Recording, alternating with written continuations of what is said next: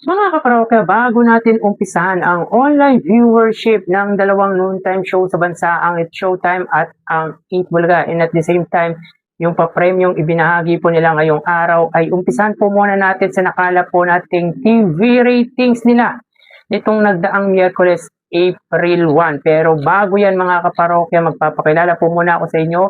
Ako nga po pala si Mervin, ang tao sa likod ng YouTube channel na Kaparokya TV. Kamusta kayo mga kaparokya? Naway na sa mabuting kalagayan po kayo habang pinapanood nyo po ang video ko na ito. So ini-invite ko po kayo mga kaparokya na pakisubscribe ang aking YouTube channel. Paki-like and share nyo na rin ang sa gayon ay mas dumami pa po ang makapanood ng mga ina-upload po nating video araw-araw. Maraming salamat po at sobrang na-appreciate ko po kayo mga kaparokya. So yun nga po mga kaparokya, as I check nga po sa Facebook page na Telepinoy ay may nakita nga po tayong ratings ng dalawang noontime shows. At ito po ay nung nagdaang Miyerkules Santo to mga kaparokya, April 1, na kung saan mga kaparokya ang It's Showtime po ay may 4.8% at ang 8 Bulaga ay may 3.2%. So dito mga kaparokya ay 1.6% po ang pagitan ng dalawang noontime show at pabor po yan sa It's Showtime. So makikita po natin dito mga kaparokya na malaki nga po ang changes pagdating sa ratings ng It's Showtime. Bakit kanyo mga kaparokya? Dahil makikita po natin yung Kapamilya channel na may average nga po na ratings na 0.9% ay 0.1% nga po dito. Ang All TV na 0.1% yung average ay 0.5%. Ang A to Z na 1.6% yung average ay 0.5% nga po dito sa nakala po nating ratings. At ang GMA mga kaparokya ay 3.7%. Pagdating naman po sa Eat Bulaga mga kaparokya, yung RPTV ay bahagyang tumaas nga po mga kaparokya na from 0.1% average ay naging 0.3%. At ang TV5 mga kaparokya ay na-maintain nga po yung ratings nito sa 2.9%. So wala pong pagbabago mga kaparokya sa ratings nga po ng TV5 at na-sustain po nito yung 2.9%. So nung Wednesday nga po mga kaparokya ay Lenten special ng Eat Bulaga na kung saan yung episode na ito ay Bahay Aruga ni na Paulo Ballesteros at Miss Helen Gamboa at iba pa. At anyway mga kaparokya, makikita dito ang pagitan ng dalawang main TV network ng dalawang noontime show kung saan ang GMA po ay angat sa TV5 ng 0.8%. So angat ang GMA sa TV5 pagdating sa TV ratings. So nung Wednesday po mga kaparokya, if I'm not mistaken, ay replay nga po ang episode ng pananghaliang programa ng mga madlang people. Pero dito makita natin na talagang na-sustain lamang po ng TV5 ang ratings nito. Gayong hindi po replay at may serye nga pong ginawa ang Eat Bulaga. But anyway mga kaparokya, di naman po masama ang ratings na nakuha ng Eat Bulaga that time sapagkat tumaas naman po ang ratings ng RPTV. So dito mga kaparokya, malaki nga po ang changes ng A to Z sapagkat from 1.6% ay naging 0.5%. At ang All TV, malaki po ang in-improve na from 0.1 ay naging 0.5%. So yan po ang ratings na nakalap po natin nitong nagdaang Miyerkules. So tara ating alamin ang online viewership ng dalawang bigating noontime shows. Para sa Eat Bulaga under TVJ Facebook page na may 4 million followers at sa It's Showtime naman po na may 19 million of followers. So sa oras na 2:04 PM ang It's Showtime po ay may kasalukuyang segment na tawag ng tanghalan. So hanapin po muna natin ang live ng It's Showtime. Samantalang ang Eat Bulaga naman po ay may segment na Gimme 5. So dito makita po natin ang Eat Bulaga or It's Showtime rather ay may 1,200 viewers, samantalang ang Eat Bulaga po mga kaparokya ay may 2,500 live viewers. So dito makita po natin ang pagitan po ng dalawang noontime program. Pagdating sa kanilang live Facebook ay 1,400 viewers at pabor po yan sa Eat Bulaga. So magawi tayo sa TV Network YouTube channel ng dalawang noontime shows. Para po sa It's Showtime under GMA Network YouTube channel na may 41 million subscribers.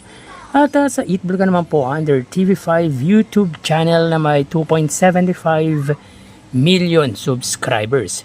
So sa oras na 2:05 PM ang It's Showtime, sila po ay may 30,000 viewers under GMA Network. Samantalang Eat Bulaga under TV5 ay may 14,000 viewers. So again, sa oras na 2:05 PM ang It's Showtime under GMA Network ay may 30,000 viewers. At ang Eat Bulaga naman po under TV5 ay may 15,000 viewers. So dito makita po natin mga kaparokya na kalahati po ang inilamang ng GMA sa TV5 at pabor nga po sila ng 16,000 viewers. So mapunta tayo sa main YouTube channel ang dalawang noontime shows para po sa It's Showtime under ABS-CBN It's Showtime na may 2.78 million subscribers at sa Eat Bulaga naman po under Eat Bulaga TVJ YouTube channel na may 1.78 million subscribers. Sa oras na 2:06 PM ang It's Showtime, sila po ay may 57,000 viewers. Ang Eat Bulaga naman po, sila ay mayroong 104,000 viewers. So again, sa oras na 2:06 PM ang It's Showtime, sila po ay may 57,000 viewers. At ang Eat Bulaga naman po, sila ay may 104,000 viewers. So bali, ang total na nakuha ng dalawang noontime shows ay... Bali, ang total na nakuha ng It's Showtime ay 89,000 viewers at 121,000 views naman po para sa Eat Bulaga. So sa Facebook Live 1,000, sa It's Showtime 2,000, sa Eat Bulaga, sa TV Network YouTube channel 31,000, sa GMA 15,000 naman po, sa TV5 at sa main YouTube channel 57,000, sa It's Showtime at 104,000 views naman po para sa Eat Bulaga. Ito po ay sa segment na tawag ng tanghalan sa It's Showtime at Gimme 5 sa Eat Bulaga. So lamang po dito mga kaparokya ng 32,000 views ang Eat Bulaga against sa It's Showtime. So tambak po ang inabot ng It's Showtime sa Eat Bulaga pagdating sa online viewership ngayong araw po ng Miyerkules. So tara, ating alamin ang papremyong ibinigay ng dalawang noontime shows and of course ang commercial or advertisement na lumabas sa Eat Bulaga.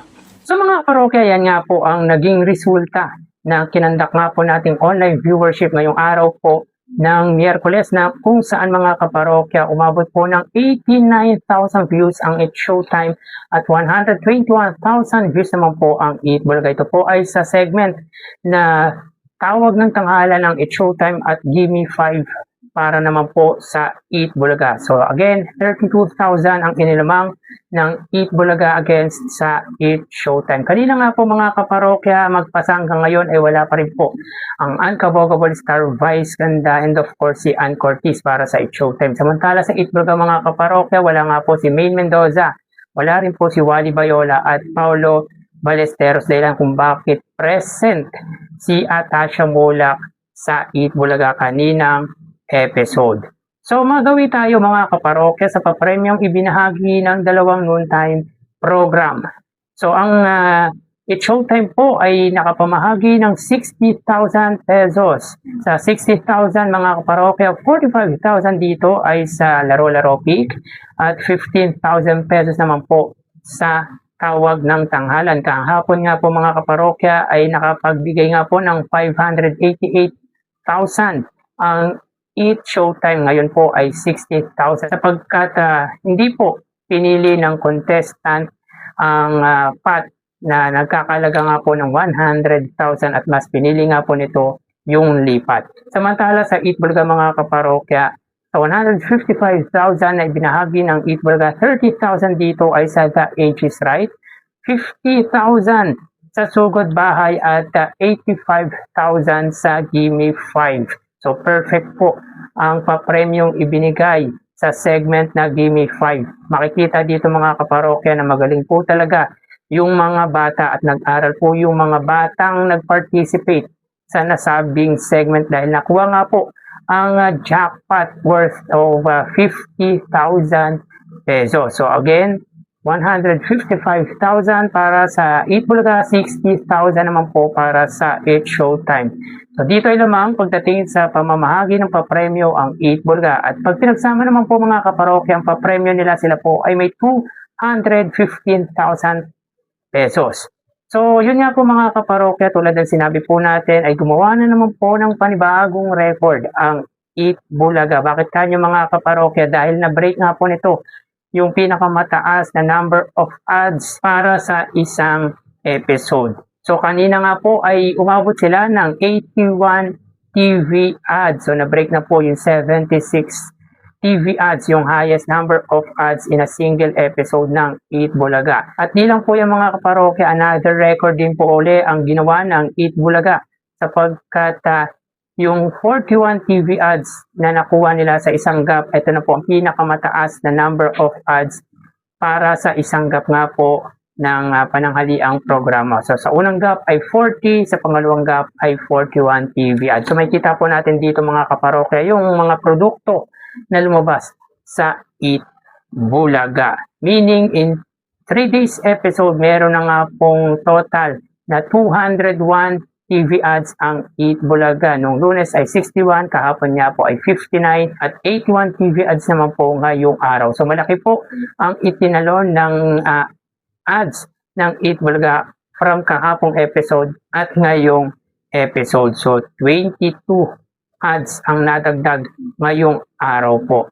So yun nga po mga kaparokya, kung malaki ang ads na lumabas sa Eat Bulaga ay medyo bad news po sapagkat may natapos na naman po na kontrata sa pananghaliang programa ng Iconic Trio at yan nga po ay ang Yakult. Kung napansin nyo nga po mga kaparokya ay wala na nga po ang Yakult sa Sugod Bahay. Knowing naman po na malaki nga po ang tulong ng Yakult sapagkat nakapagbibigay nga po ito ng 5,000 sa winner ng Sugod Bahay. Pero hindi naman din po natin may tuturing na bad news yan dahil per contract naman po kasi yung mga sponsors na sumusuporta sa Eat Bulaga. At for sure, babalik at babalik ang Yakult sa pananghaliang programa ng Iconic Trio. So yan po ang update natin para sa Eat Showtime at Eat Bulaga ngayong araw po.